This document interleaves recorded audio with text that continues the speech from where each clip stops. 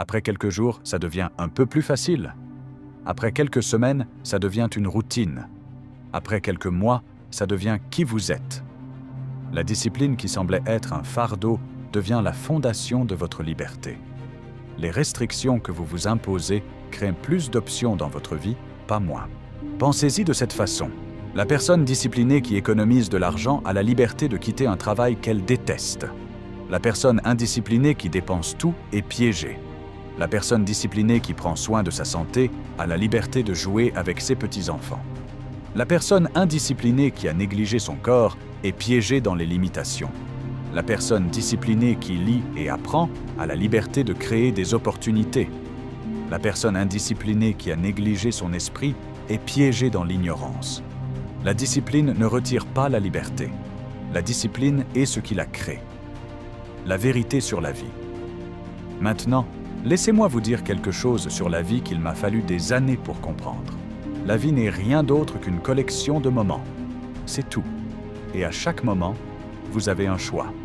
Vous pouvez faire la chose qui sert votre avenir ou vous pouvez faire la chose qui satisfait votre présent. La plupart des gens choisissent le présent à chaque fois, puis ils se demandent pourquoi leur avenir ressemble à leur passé. Mais la personne disciplinée, elle comprend que les choix qu'elle fait aujourd'hui créent la vie qu'elle vivra demain. Mon moment de vérité. Je n'oublierai jamais le tournant de ma propre vie. J'avais 25 ans et je venais de découvrir que j'allais manquer d'argent avant la fin du mois, encore une fois. J'étais assis là avec mes factures étalées sur la table de la cuisine et je devais décider lesquelles payer et lesquelles laisser en suspens. Je me sentais comme un tel raté. Me voilà vivant en Amérique, le pays des opportunités, et je ne pouvais même pas payer mes propres factures. Mais alors quelque chose a cliqué. J'ai réalisé que ce moment, ici et maintenant, c'était mon moment de vérité. Je pouvais trouver des excuses ou je pouvais faire des changements. Je pouvais blâmer l'économie ou je pouvais changer ma philosophie. Je pouvais attendre que les choses s'améliorent ou je pouvais m'améliorer. Alors j'ai pris une décision là, sur le moment. J'ai décidé que je ne serais plus jamais dans cette position.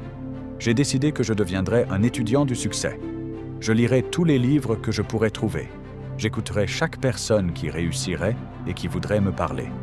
Je ferai tout ce qu'il faudrait pour changer ma vie. Et vous savez quoi? Cette seule décision prise dans un moment de discipline a tout changé. Pas immédiatement, pas du jour au lendemain, mais constamment. Avec le temps, cette décision a continué à porter ses fruits. Le succès, c'est quelques disciplines simples. Voici ce que j'ai appris de cette expérience. Le succès n'est pas un grand événement qui vous arrive. Le succès, c'est quelques disciplines simples pratiquées chaque jour. Et l'échec, c'est juste quelques erreurs de jugement répétées chaque jour. La différence entre le succès et l'échec est si petite qu'elle est presque invisible. C'est ce que j'appelle le léger avantage. Vous avez 2 personnes et l'une d'elles lit 10 pages d'un bon livre chaque jour. L'autre regarde 1 heure supplémentaire de télévision.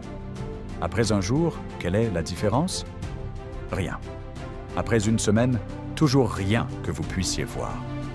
Après un mois, peut-être que la personne qui lit en sait un peu plus, mais ce n'est pas encore révolutionnaire. Mais après un an, cette personne a lu 3650 pages. C'est environ 10 à 15 livres. Après 5 ans, c'est 50 à 75 livres. Cette personne a complètement transformé sa pensée, sa philosophie, sa compréhension du fonctionnement de la vie. Et l'autre personne, elle a regardé 1825 heures de télévision et n'a pas changé du tout. Le léger avantage fonctionne dans les 2 sens. Le léger avantage fonctionne dans les 2 sens. Il peut travailler pour vous ou contre vous. Et voici la chose. Vous l'utilisez en ce moment, que vous le sachiez ou non. Chaque choix que vous faites se compose soit en votre faveur, soit contre vous. Il n'y a pas d'immobilité. Vous vous améliorez ou vous empirez. Vous construisez ou vous détruisez. Et tout se résume à ces petits choix apparemment insignifiants que vous faites chaque jour. Laissez-moi vous demander quelque chose. Quand vous vous réveillez le matin, que faites-vous? Appuyez-vous sur le bouton snooze ou vous levez-vous? Prenez-vous votre téléphone et faites-vous défiler les réseaux sociaux ou prenez-vous un livre et lisez-vous? Vous plaignez-vous de devoir aller travailler ou êtes-vous reconnaissant d'avoir du travail? Ces petits choix, ils semblent ne pas avoir d'importance. Mais je vous le dis, ils comptent plus que tout le reste. Parce que voici le secret. La façon dont vous faites n'importe quoi est la façon dont vous faites tout. La façon dont vous commencez votre matinée détermine comment vous vivez votre vie. Les sentiments sont les pires conseillers. Maintenant, je veux vous parler des sentiments. Parce que c'est là que la plupart des gens se trompent.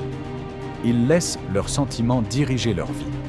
Ils se réveillent et ils n'ont pas envie de faire de l'exercice. Alors ils ne font pas d'exercice. Ils n'ont pas envie de travailler. Alors ils font le minimum. Ils n'ont pas envie d'être gentils avec leur conjoint. Alors ils sont brusques et irritables. Ils laissent leurs sentiments prendre leurs décisions. Et laissez-moi vous dire quelque chose. Vos sentiments sont le pire conseiller que vous puissiez avoir. Vos sentiments vous diront de manger le gâteau. Vos sentiments vous diront de sauter l'entraînement. Vos sentiments vous diront de dépenser l'argent. Vos sentiments vous diront d'abandonner quand les choses deviennent difficiles. Les personnes qui réussissent ne se demandent pas comment elles se sentent. Elles se demandent ce qui doit être fait. Elles comprennent que les sentiments suivent l'action.